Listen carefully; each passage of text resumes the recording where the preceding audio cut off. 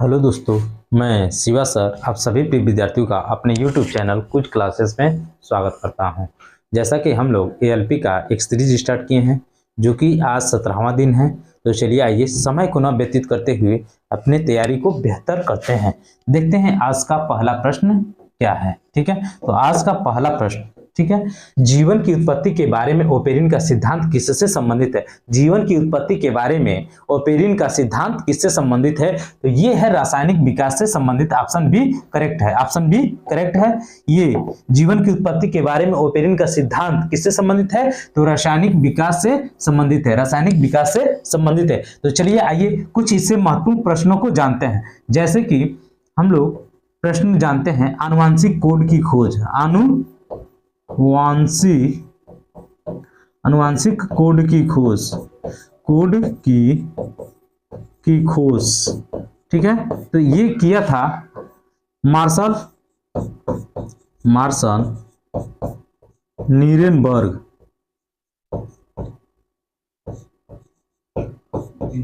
ठीक, इसी क्वेश्चन को इंग्लिश में लिख देता है, इसका आनुवांशिक जेनेटिक कोड की खोज, ठीक है, तो मार्शल नीरेनबर्ग के द्वारा। ठीक है, अब इसके बाद से एक जीन शब्द आता है। ठीक, जीन शब्द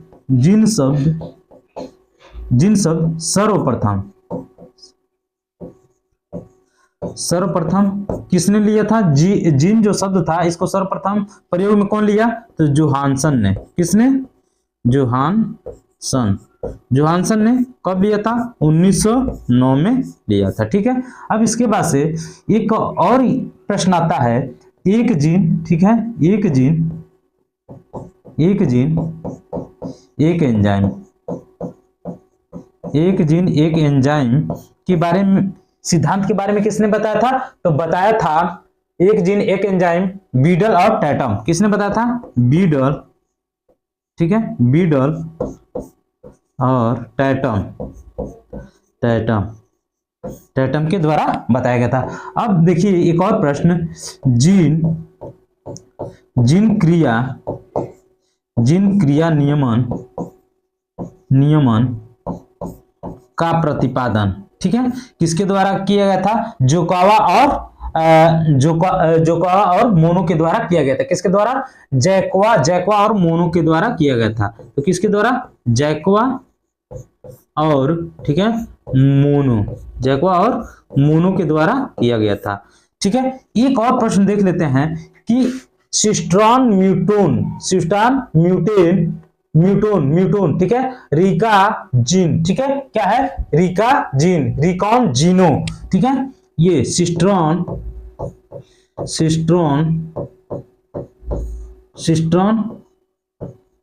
म्यूटून तथा रिकॉन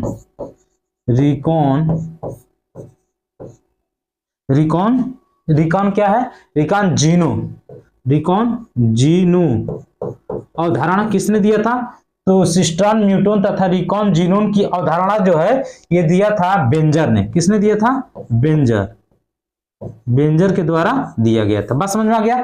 तो इस प्रश्न में इतना महत्वपूर्ण क्वेश्चन एक बार रिवाइज कर लेते हैं इसको, ठीक है, जो कि अति महत्वपूर्ण एग्जाम की दृष्टि से अति महत्वपूर्ण है। आनुवांशिक कोड की खोज मार्शल नीरेनबर्ग, जेनेटिक्स कोड की खोज मार्शल नीरेनबर्ग, जीन शब्द का पहली बार प्रयोग किसने किया, जोहानसन ने 1909 में, एक जीन एक एंजाइम की खोज, ठीक, सिद्धांत का खोज बीडल और टैटम, ये जीन क्रिया नियमन का उत्पादन जैकवा और मोनो के द्वारा, सिस्टर्न म्यूटेन और रिकॉन जीनोन ये किसके द्वारा सिद्धांत दिया गया था, बेंजर के द्वारा दिया गया था। चलते हैं अगले प्रश्न पे। अगला प्रश्न देखते हैं क्या है। ये देखिए क्वेश्चन दिया हुआ है कि जब कोई वस्तु बल की दिशा में 1 मीटर विस्थापित होती है। तो मतलब बल की दिशा में 1 मीटर विस्थापित होती है। तो इस प्रश्न को हम लोग करते हैं बेहतरीन तरीके से।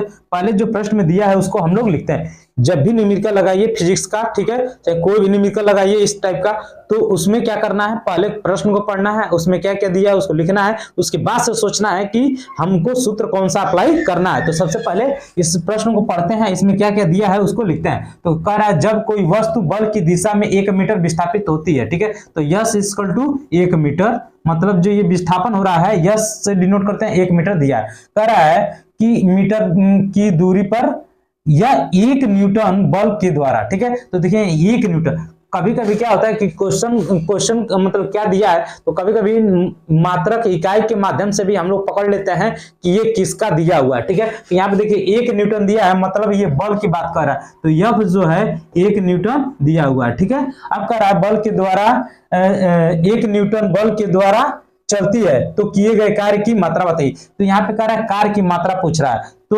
W इक्वल टू आपको पता है कि F इंटू यस, ठीक है। तो यहाँ पे ये चीज पूछा है, कार्य की मात्रा पूछ रहा है, ठीक है। तो कितना विस्थापन, तो यहाँ पे देखिए ये दिया है 1 न्यूटन, F दिया है बल 1 न्यूटन, ठीक है। उसके बाद से ये दिया है आपको कितना 1 मीटर। तो जब हम लोग इसका गुणा करेंगे, ठीक है, तो ये क्या हो जाएगा 1।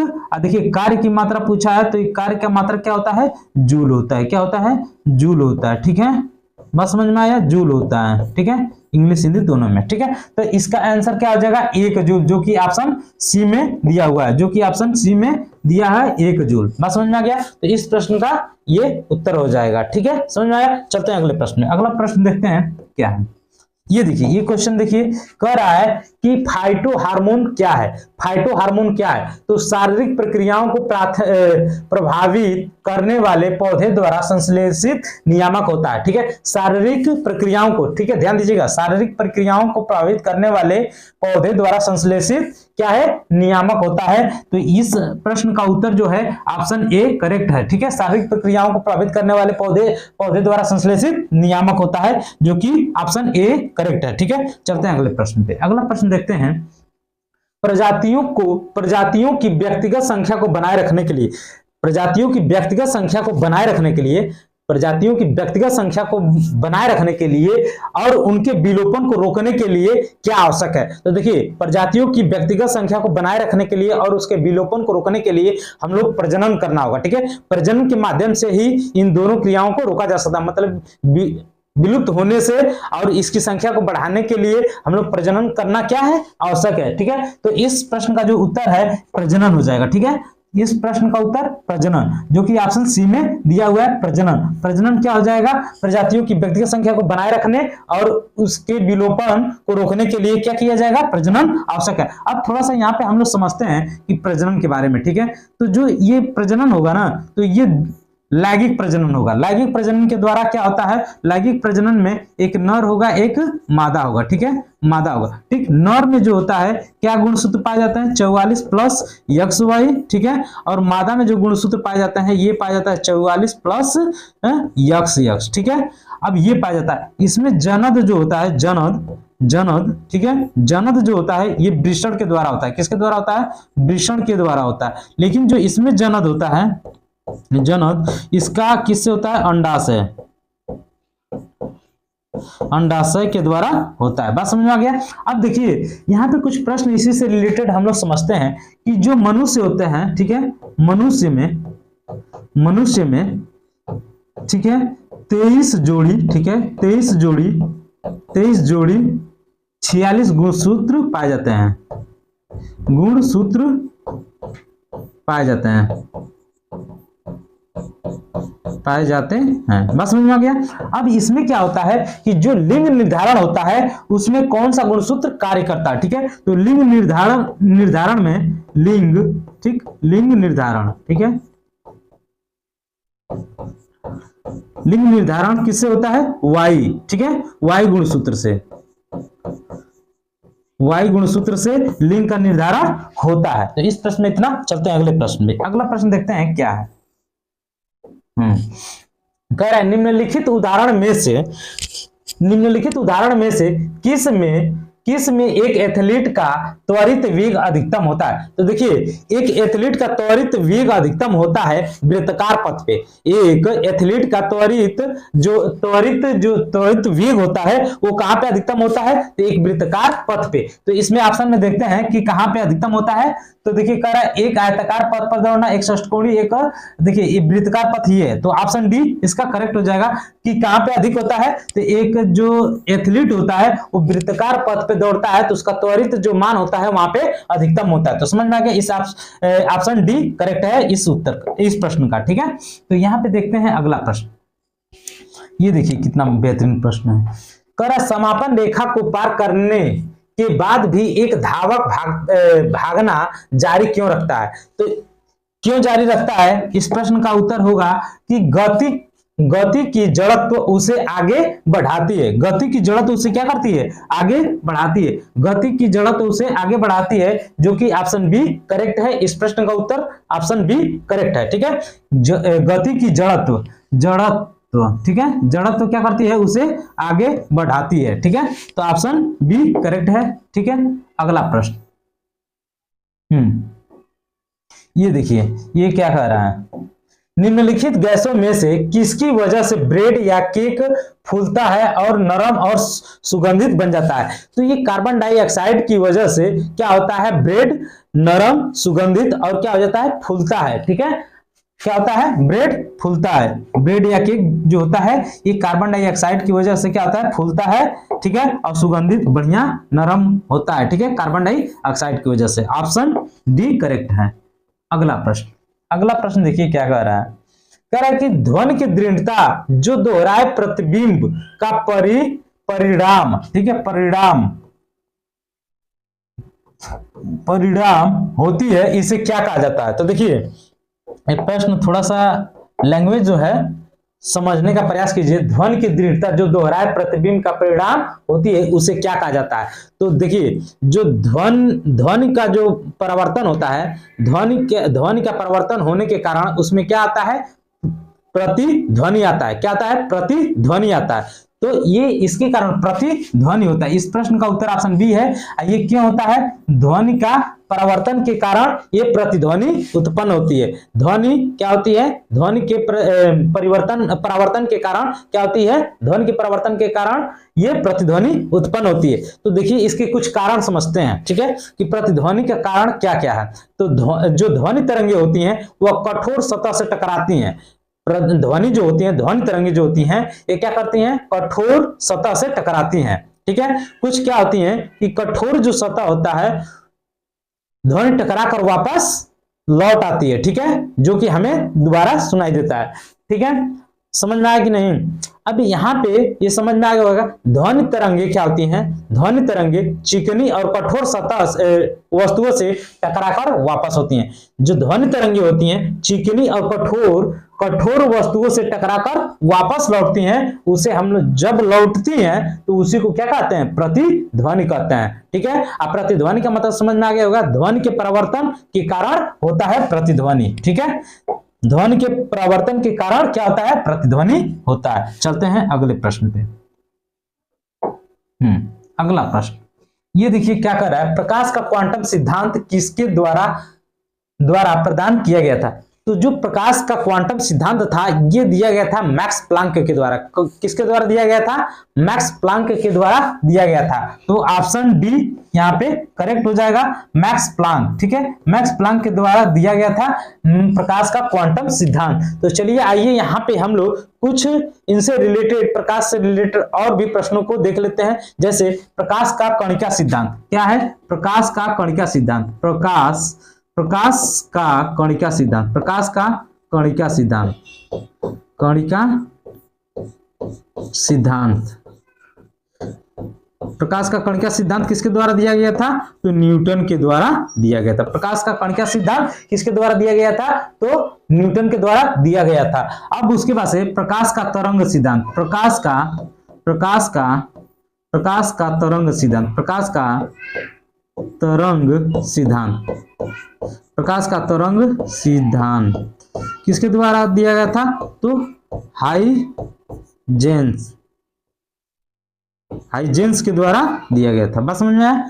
अब जो अगला प्रश्न है, प्रकाश का विद्युत चुंबकीय सिद्धांत, प्रकाश का, ठीक है, प्रकाश का विद्युत चुंबकीय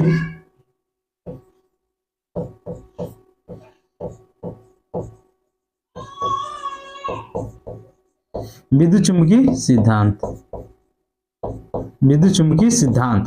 तो ये प्रकाश का विद्युत चुंबकीय जो सिद्धांत है ये किसके द्वारा दिया गया था? मैक्सवेल के, किसके द्वारा? मैक्सवेल के द्वारा दिया गया था। किसके द्वारा दिया गया था? मैक्सवेल के द्वारा दिया गया था। और प्रकाश का क्वांटम सिद्धांत किसके द्वारा दिया गया था?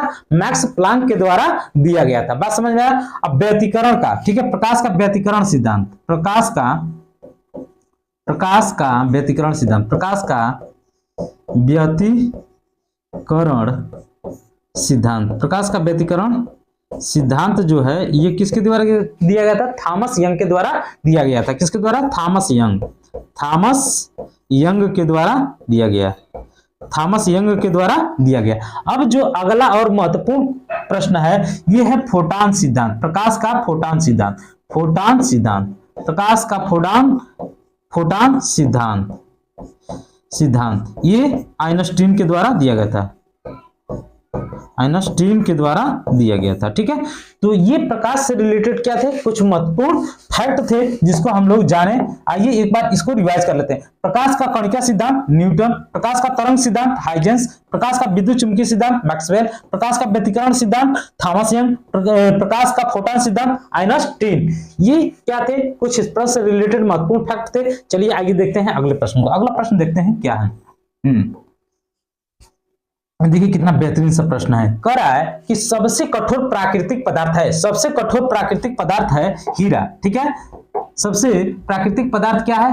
हीरा, जो कि ऑप्शन बी में दिया है। अब हीरा आया है तो हीरा का हम लोग कुछ महत्वपूर्ण फैक्ट जान लेते हैं। ये क्या होता है? ये कार्बन का शुद्ध रूप होता है। ये क्या होता है? कार्बन का शुद्ध रूप होता है, कार्बन का शुद्ध रूप होता है, रूप है। ठीक है, कार्बन का ये शुद्ध रूप है। इसका आपेक्षिक घनत्व जो होता है, आपेक्षिक घनत्व जो होता है इसका 3.52 या कभी कभी देता है 3.51 भी दिया जाता है। इसका अपवर्तनांक,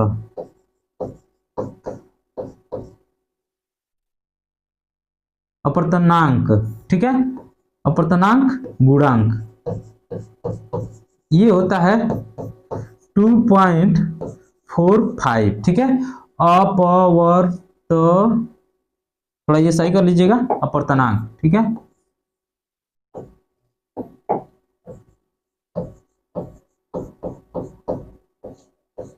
अपवर्तनांक गुणांक जो होता है इसका क्या होता है? 2.46 होता है। ठीक है, ये क्या होता है कि ये विद्युत का कुचालक होता है। हीरा जो होता है ये विद्युत का क्या होता है? विद्युत का कुचालक होता है, विद्युत का कुचालक।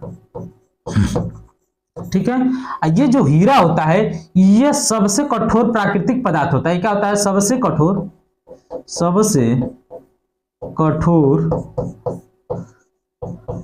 प्राकृतिक पदार्थ है। ठीक है, बस समझ में आया। तो देखिए यहाँ पे थोड़ा सा और डिस्कस करते हैं क्या कि ये बहुत ज्यादा चमकता है। हीरा जो होता है ये क्या होता है? बहुत ज्यादा चमकता है, बहुत, ठीक है, बहुत ज्यादा चमकता है, बहुत ज्यादा चमकता है। अब थोड़ा सा इसके उपयोग को हम लोग समझ लेते हैं कि इसका उपयोग क्या होता है। उपयोग जो होता है ये आभूषण बनाने में काम आता है, आभूषण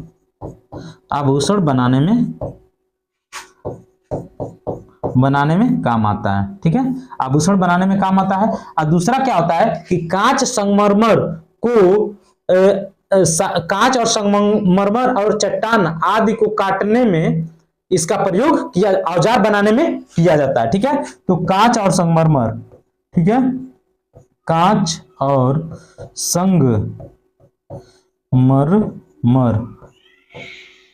को काटने वाले औजार औजार बनाने में देखिए यहाँ पे कितना मैं आपको इंपॉर्टेंट फैक्ट जो कि एग्जाम में आए हुए हैं, ठीक है, और आने की भी 100% चांसेस है, ठीक है। तो आइए इसको एक बार रिवाइज कर लेते हैं फटाफट, ठीक है। जो हीरा होता है ये कार्बन का शुद्ध रूप होता है, ठीक है।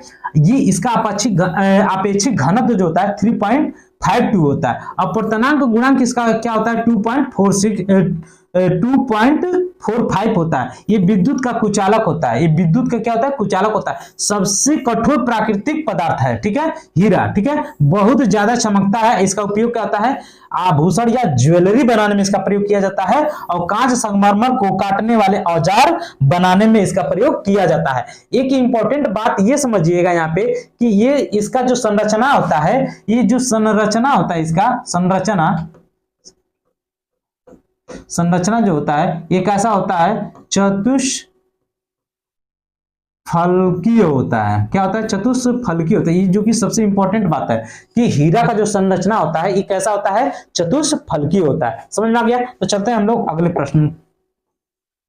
अगला प्रश्न देखिए, ये क्वेश्चन दिया हुआ है, देखिए क्या दिया है।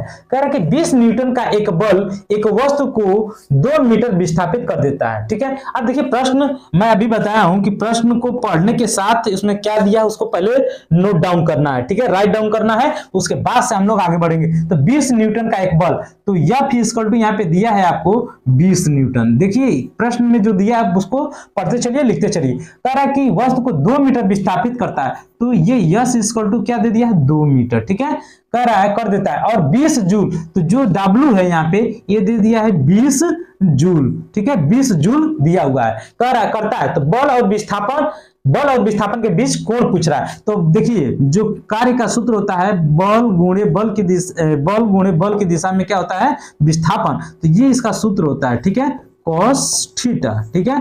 अब यहाँ पे ये जो मान दिया है हम लोग पुट अप कर देते हैं। तो जो W दिया है ये 20 जूल दिया है, ठीक है। ये जो हमारे पास बल दिया है ये 20 न्यूटन दिया है, ठीक है। यहाँ पे क्या दिया है ये 2 दिया है, ये यहाँ पे cos थीटा, ठीक है। इसी का मान पूछ रहा है, बल और बल के विस्थापन के बीच में जो है मान को पूछ रहा है, ठीक है, कितने के कोण बन रहा है। तो यहाँ पे हो जाएगा ये 20, ठीक है, यहाँ पे हो जाएगा ये 40, ठीक है, और ये हो जाएगा इंटू cos थीटा।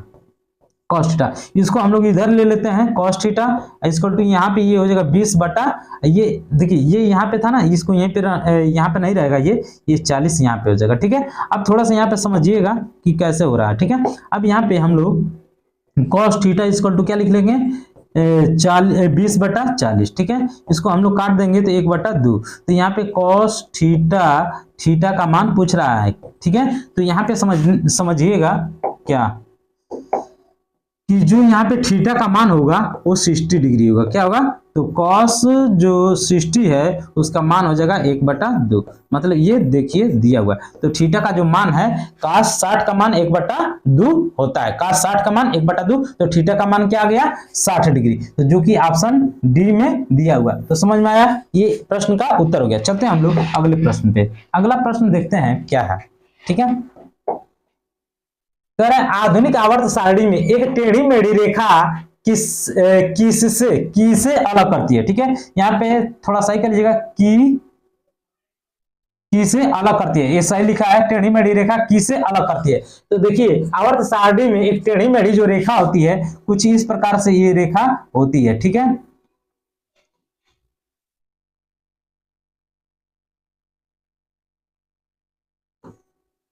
ठीक है ना,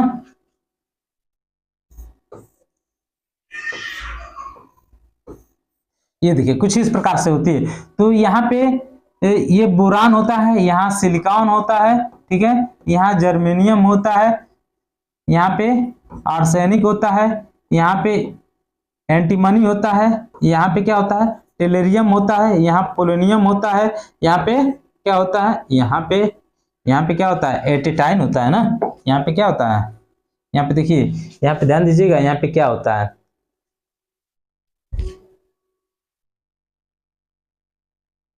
हाँ, तो यहाँ पे देखिए सही लिखा गया था, क्या होगा टेलेरियम, ठीक है। यहाँ पे टेलेरियम होता है, यहाँ एटेटाइन होता है, यहाँ पे क्या होता है यहाँ पे टीएस, ठीक है। तो देखिए यहाँ पे इसका जो परमाणु क्रमांक है इसको हम लोग लिख लेते हैं। परमाणु क्रमांक यहाँ पे बोरान का जो है 5, सिलिकॉन का क्या होगा 14, इसका क्या हो जाएगा जर्मेनियम का 32, और आर्सेनिक का क्या हो जाएगा 33, ठीक है। एंटीमनी का क्या हो जाएगा 52, इसका 52 हो जाए 51 होगा ना, इसका कितना हो जाएगा 51, इसका क्या हो जाएगा 51, ठीक है। एंटीमनी 51, इसका हो जाएगा 52, इसका हो जाएगा 84, इसका हो जाएगा 85, इसका हो जाएगा 85, इसका हो जाएगा 117, ठीक है। तो ये इसका क्या हो गया ये, ठीक है। अब देखिए यहाँ पे बोरान जो होता है ना, बोरान के कुछ यौगिक जो होते हैं ये खाद्य पदार्थों को संरक्षित करने में क्या करते हैं सहायता करते हैं, ठीक है। जो सिलिकॉन जो होता है ना ये चिप बनाने में सिलिकॉन का प्रयोग किया जाता है, ठीक है। ये जो जर्मेनियम और आर्सेनिक होते हैं, जर्मेनियम और आर्सेनिक जो होते हैं ये क्या करते हैं ट्रांजिस्टर और रिमोट वगैरह बनाने में इसका प्रयोग किया जाता है, ठीक है। अब हम लोग चलते हैं चलते नहीं है, अभी इस प्रश्न का उत्तर समझते हैं कि आधुनिक अर्थशास्त्र में टेढ़ी मेढ़ी जो रेखा है तो इधर क्या हो जाएगा धातु, ठीक है, धातु, ठीक है। इधर वाला जो भाग हो जाता है अधातु, ठीक है, अधातु। तो ये धातुओं और अधातुओं को क्या करते हैं अलग करते हैं, जो कि ऑप्शन डी में दिया हुआ है, ठीक है। अगला प्रश्न देखते हैं। मनुष्यों में एक संयोजी उत्तक के उदाहरण को पहचाने। तो सबसे पहले हम लोग संयोजी उत्तक को समझते हैं कि क्या होता है, ठीक है। संयोजी उत्तक, ठीक है। संयोजी जो उत्तक होते हैं, संयोजी उत्तक, ठीक है। संयोजी उत्तक जो होता है इसमें क्या होता है कि अस्थि पाई जाती है, अस्थि, ठीक है, उपास्थि पाई जाती है, ठीक है, रक्त पाया जाता है, ठीक है। और उसके बाद से इसमें क्या पाया जाता है अस्थि पाया जाता है, उपास्थि पाई जाती है, रक्त पाया जाता है, और इसके बाद से इसमें क्या क्या पाया जाता है स्नायु पाया जाता है, स्नायु और कंडरा, ये सभी के सभी में क्या होता है संयोजिक उत्तक होता है, ठीक है। तो संयोजिक उत्तक तो किस में पाया जाता है हड्डी में, ठीक है, जो कि ऑप्शन सी में दिया हुआ है, ठीक है। समझ में आ गया। तो चलते हैं हम लोग अगले प्रश्न पे। अगला प्रश्न देखते हैं क्या है। कार्बन के उपयोग द्वारा अपचयन करके निम्न धातुओं में से किसको प्राप्त नहीं किया जा सकता है, ठीक है। तो किसको प्राप्त नहीं किया जा सकता है तो सोडियम को प्राप्त नहीं किया जा सकता है, बाकी ऑप्शन सी सही है, ठीक है। सोडियम को प्राप्त नहीं कर सकते हैं, बाकी लोहा, तांबा और जस्ता को कार्बन के उपयोग द्वारा अपचयन करके निम्न धातुओं को प्राप्त किया जा सकता है, ठीक है। तो हम चलते हैं अगले प्रश्न पे। ये देखिए ये क्वेश्चन जो दिया हुआ है क्या कह रहा है कि जब सोडियम क्लोराइड के पानी में बने घोल के मध्य सोडियम क्लोराइड के पानी में बने घोल के मध्य से बिजली पारित होती है तो कौन सा उत्पाद बनता है। तो देखिए ये रिएक्शन के माध्यम से हम लोग इस प्रश्न का उत्तर जानेंगे। तो कह रहा है कि सोडियम क्लोराइड जो कि NaCl होता है, ठीक है। अब कह रहा है पानी मतलब H2O, ठीक है, इसको किसके बीच से पारित करने के लिए कह रहा है तो विद्युत धारा के बीच से पारित करना। तो जब ये विद्युत धारा इस पे लगाएंगे हम लोग तो ये क्या हो जाएगा सोडियम हाइड्रोक्साइड, ठीक है, सोडियम हाइड्रोक्साइड प्लस इसमें HCl में टूट जाएगा। तो यहाँ पे क्या प्राप्त होगा हमको सोडियम हाइड्रोक्साइड, जो कि ऑप्शन बी में दिया हुआ है, सोडियम हाइड्रोक्साइड प्राप्त होगा। जब सोडियम क्लोराइड के पानी में बने घोल के मध्य बिजली पारित किया जाता है तो हमें क्या प्राप्त होगा सोडियम हाइड्रोक्साइड प्राप्त होगा। समझ में आ गया। अब हम लोग चलते हैं अगले प्रश्न के तरफ। अगला प्रश्न देखते हैं क्या है। अणु का गठन करने वाले परमाणुओं की संख्या को क्या कहते हैं। अणु का गठन करने वाले परमाणुओं की संख्या को क्या कहते हैं तो परमाणविक कहते हैं। क्या कहते हैं परमाणविक कहते हैं, जो कि ऑप्शन बी में दिया हुआ है, ठीक है। क्या कहते हैं परमाणविक कहते हैं। जैसे मान लीजिए कि यहाँ पे हम लोग एक अणु ले लेते हैं, ठीक है, अणु एक ले लिए H2, तो इसमें कितने परमाणु हैं तो H प्लस O है, ठीक है। तो यहाँ पे कुल परमाणुओं की संख्या कितनी होगी, कुल परमाणु की संख्या, कुल परमाणु की संख्या यहाँ पे कितनी है 3। तो ये जो 3 है ना यही परमाणुकता को बताता है। कौन बताता है? ये जो 3 है ना ये इसकी परमाणुकता को बताता है। कुल परमाणुओं की संख्या को ही हम लोग क्या कहते हैं? कुल परमाणुओं की संख्या को ही परमाणुकता कहते हैं। तो ये समझना गया कि अणु का गठन करने वाले परमाणुओं की संख्या को क्या कहा जाता है? तो परमाणुकता कहा जाता है। परमाणुकता कहा जाता है परमाणविक, ठीक है, परमाणुकता कहा जाता है। बात समझ में आ गया? अब यहाँ पे कुछ ये होता है कि एकल परमाणु होते हैं, ठीक है, क्या आते हैं? एकल परमाणु। एकल परमाणु में क्या होंगे? जैसे हाइड्रोजन, नियोन, ठीक है, आर्गन, ये सभी एकल परमाणु। जैसे द्विप परमाणु, द्विप परमाणु, द्विप परमाणु क्या होंगे? जैसे H2 Cl2, ठीक है, और Br2 I2, ठीक है, और N2, ठीक है, ये सभी के सभी क्या है? द्विप परमाणु। त्रिपरमाणु क्या होते हैं? त्रिपरमाणु क्या होते हैं? तो O3, ठीक है। इस तरह से चतुष्परमाणु जैसे P4 चतुष्परमाणु होता है, ठीक है। जैसे बहुपरमाणु में S8 P4 ये बहुपरमाणु में भी काउंट हो जाएंगे, ठीक है। तो हमने चलते हैं अगले प्रश्न पे। अगला प्रश्न देखते हैं क्या है। ये देखिए कह रहा है कि 1 हार्स पावर किसके बराबर होता है? तो 1 हार्स पावर जो होता है 746 वाट के बराबर होता है। 1 हार्स पावर किसके बराबर होता है? 1 हार्स पावर जो होता है ये 746 वाट के बराबर होता है। अब आइए इससे हम लोग रिलेटेड कुछ फैक्ट को भी जानते हैं। एक प्रकाश वर्ष बराबर क्या होता है? एक प्रकाश वर्ष बराबर क्या होता है? तो ये होता है 9.46 इंटू 10 टू पावर 15 मीटर होता है, ठीक है। एक पारसेक बराबर क्या होता है? तो 3.26 प्रकाश वर्ष होता है, प्रकाश वर्ष होता है। बस समझ में आया? तो एक पारसेक बराबर क्या होगा? 3.08 into 10 to the power 16 metre, ठीक है। एक खगोलीय इकाई बराबर क्या होता है? एक खगोलिक इकाई बराबर क्या होता है? तो ये होता है 1.496 इंटू 10 टू द पावर क्या हो जाएगा? 11 मीटर। बस समझ में आया? 10 टू द पावर 11 मीटर होता है। बात समझ में आया कि नहीं? तो 10 टू द पावर 11 मीटर होता है। अब यहाँ पे थोड़ा सा हम लोग समझते हैं कि G का मान जिसको गुरुत्वाकर्षण नियतांक कहते हैं, ये क्या होता है? 6.67 into 10 to the power -11 newton metre square प्रति केजी स्क्वायर होता है, ठीक है। न्यूटन मीटर स्क्वायर प्रति केजी स्क्वायर होता है। अब यहाँ पे एक एंगस्ट्रॉम बराबर क्या होता है? एक एंगस्ट्रॉम बराबर होता है 10 टू द पावर -10 मीटर होता है, ठीक है। अब यहाँ पे समझ लेते हैं कि एक न्यूटन बराबर क्या होता है? एक न्यूटन बराबर होता है 10 टू द पावर 5 डाइन। क्या होता है? 10 टू द पावर डाइन होता है, 10 टू द पावर 5 डाइन होता है। एक जूल बराबर क्या होता है? एक जूल बराबर जो होता है ये क्या होता है? एक जूल बराबर हम लोग क्या समझते हैं? ये 10 टू द पावर 7 अर्ग होता है। बात समझ में आया? ये न्यूटन देखिए ये न्यूटन जो है एसआई मात्रक है, ये डाइन सीजीएस, ये जूल एसआई और ये सीजीएस पद्धति में आता है, ठीक है। तो अब यहाँ पे हम लोग समझे कि एक न्यूटन में क्या होता है? एक जो न्यूटन होता है ये क्या होता है? एक न्यूटन जो होता है एक डाइन के 10 टू पावर 5 डाइन के बराबर होता है। एक जूल जो होता है 10 टू पावर 7 अर्ग के बराबर होता है, ठीक है। अब थोड़ा सा यहाँ पे एक दो फैक्ट को और हम समझते हैं थोड़ा जल्दी, ठीक है। एक न्यूटन 5 डाइन, एक जूल 10 टू पावर 7 अर्ग के बराबर होता है। अब यहाँ पे कुछ ये महत्वपूर्ण थे, ठीक है। एक दो और देख लेते हैं। जैसे 1 किलोवाट घंटा बराबर क्या होता है? 1 यूनिट। क्या होता है? 1 यूनिट, ठीक है, 1 यूनिट होता है। या इसी को हम लोग कह सकते हैं 3.6 इंटू 10 टू पावर क्या हो जाएगा?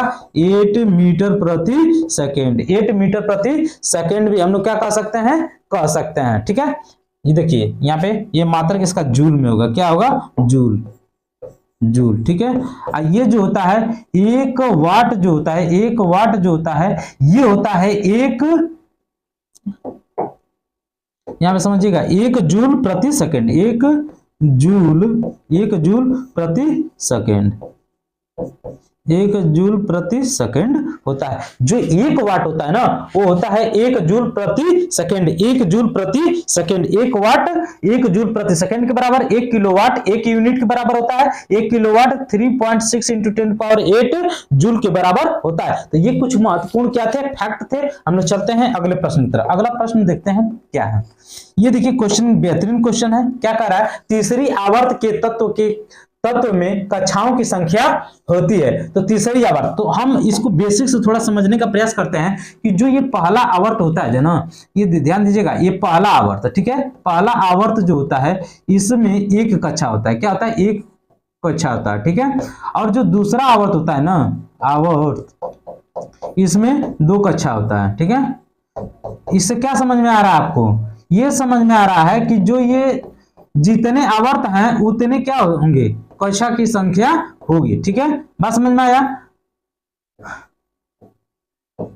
ये समझ में आ रहा है कि नहीं। तो ये क्या होगा, जितने आवर्त उतनी कक्षा की संख्या होगी। तो देखिए यहाँ पे 1 आवर्त तो 1 कक्षा, तो यहाँ पे के, यहाँ पे 2 तो यहाँ पे क्या हो जाएगा के और यल, यहाँ पे के यल और यम, ठीक है।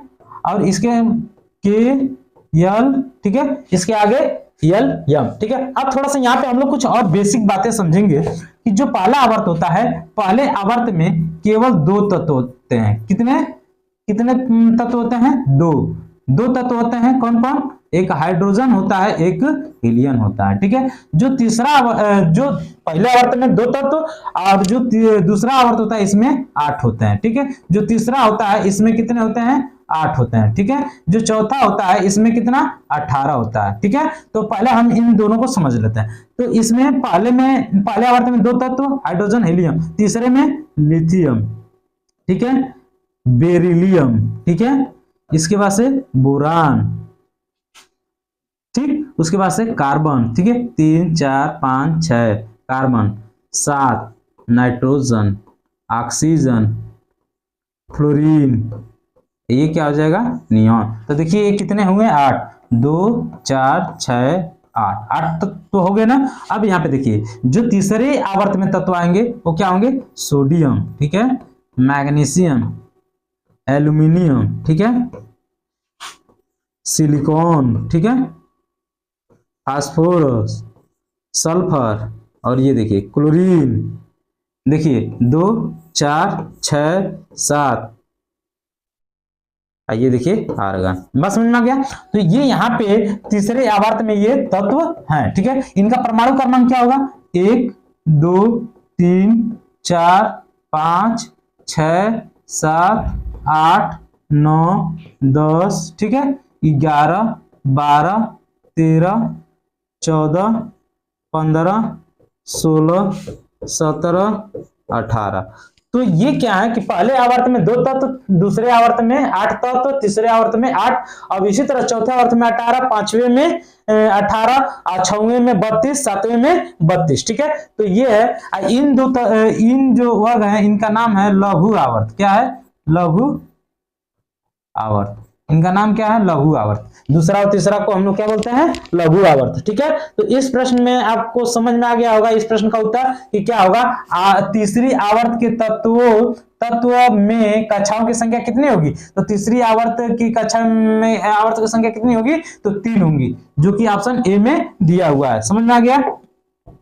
अब हम लोग चलते हैं अगले प्रश्न पे। अगला प्रश्न जो है ये देखिए, बर्फ पानी पर तैरती है क्योंकि इसका घनत्व तो क्या होता है, कम होता है। देखिए कोई भी वस्तु कब तैरती है, जब उस वस्तु का क्या होगा, घनत्व तो कम होगा, तब भी वह पानी पर तैर पाएगी, ठीक है। तो इस प्रश्न का जो उत्तर है वो क्या होगा, पानी से कम होता है, ठीक है। कोई भी वस्तु कब तैरती है, जब उसका घनत्व तो कम होता है, मतलब कि घनत्व तो पानी से क्या होगा, कम होगा, तब वो वस्तु क्या करेगी, बर्फ पानी पर तैरेगी, ठीक है। तो इस प्रश्न का उत्तर ये होगा, ऑप्शन डी करेक्ट है, ठीक है। मिलते हैं हम लोग जल्दी अगले वीडियो में, तब तक के लिए thank you, best of luck, ठीक है।